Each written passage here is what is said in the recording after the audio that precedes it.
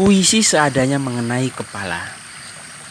Puisi ini ditulis oleh penyairnya dengan bahasa yang diusahakan sangat seadanya, yang kira-kira bisa dipahami oleh setiap anak yang baru mengenal sejumlah kata-kata.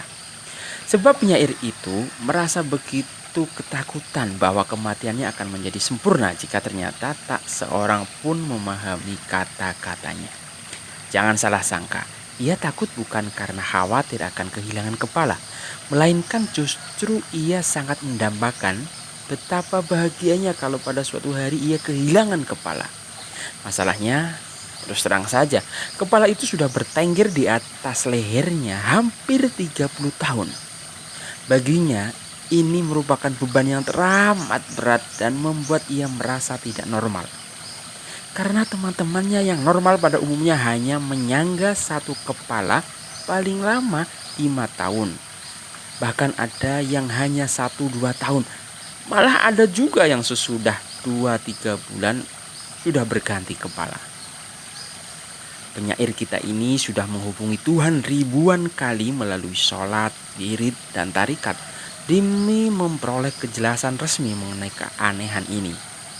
Bahkan sebelum itu sudah ia datangi beratus-ratus dukun, kiai, dan kantor ikatan cendekiawan, namun tak seorang pun sanggup memberinya jawaban yang memuaskan hati.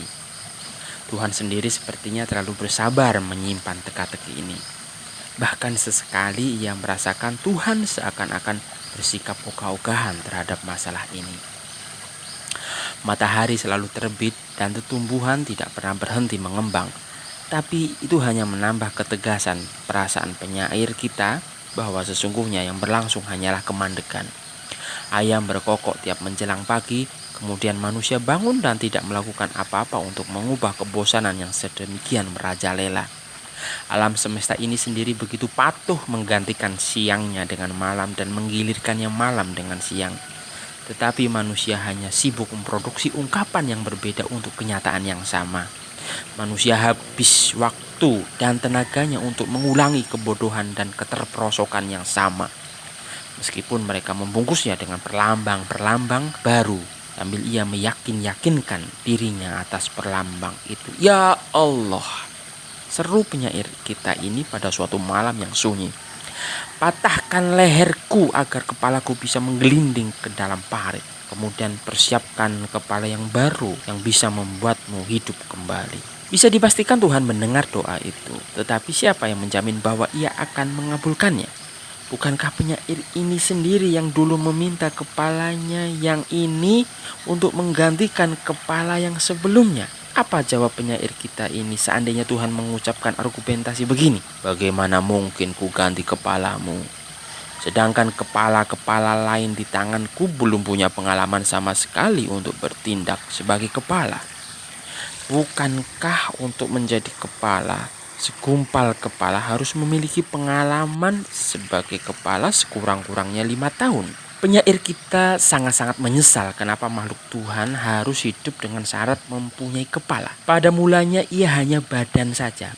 Badan bulat yang seluruhnya sisi-sisinya sama. Tapi kemudian karena ia khawatir akan disangka sederajat dengan buah kelapa, maka ia memohon kepada Tuhan serta mengupayakan sendiri pengadaan kepala, lantas kaki dan tangan.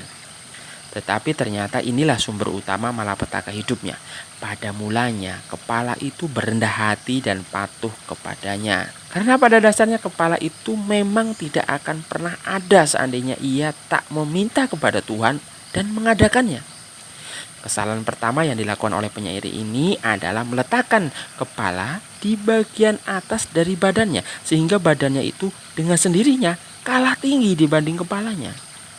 Dan dengan demikian menjadi bawahannya. Hari-hari pun berlalu. Sampai pada suatu saat ia menyadari bahwa sang kepala ternyata telah mengambil alih hampir semua perannya. Misalnya soal berpikir. Sekarang telah dimonopoli oleh kepala. Apa yang harus ia lakukan, kemana harus melangkah, apa yang boleh dan tidak boleh ditentukan oleh kepala. Ia sendiri dilarang berpikir. Karena segala gagasan telah disediakan oleh kepala. Demikian rupa sehingga ia bukan saja tak boleh berpikir, Tapi lama-kelamaan ia juga menjadi tidak mampu lagi berpikir. Dulu ia membayangkan tangan akan menggenggam pulpen atau senapan. Jari-jari hendak mengelupas buah nanas atau menyogoki lubang hidung. Dialah yang berhak menentukan. Tapi ternyata ketika ada makanan, yang memerintahkan tangan untuk mengambilnya adalah kepala. Kemudian diberikannya kepada mulut yang menjadi aparat sang kepala. Sedangkan badannya hanya menampung makanan itu tanpa ikut mengunyah dan merasakan nikmatnya. Juga ia yakin bahwa apakah kakinya akan melompati sungai atau dipakai untuk menjungkirkan badan, dialah yang merancang dan memutuskannya. Tetapi sekarang segala sesuatunya menjadi jelas bahwa hak itu telah diambil alih oleh kepala. Dan ketika ia mempertanyakan hal itu, tiba-tiba saja tangannya yang memegang pentungan menggebuknya dan kakinya yang bersepatu tebal keras menendangnya. Wahai Tuhan, pengasuh badan yang menderita, gumam penyair kita dengan nada yang penuh kecengengan. Jikapun tanganmu terlalu suci sehingga jijik untuk berurusan dengan segala yang kotor dalam kehidupan hamba-hambamu, tolonglah engkau berkorban sekali ini saja. Tolonglah sekali ini saja Tuhan. Sentuhlah kepalaku, pegang ia dan cabut dariku. Kemudian kuusulkan, engkau sajalah yang mulai sekarang bertindak sebagai kepalaku.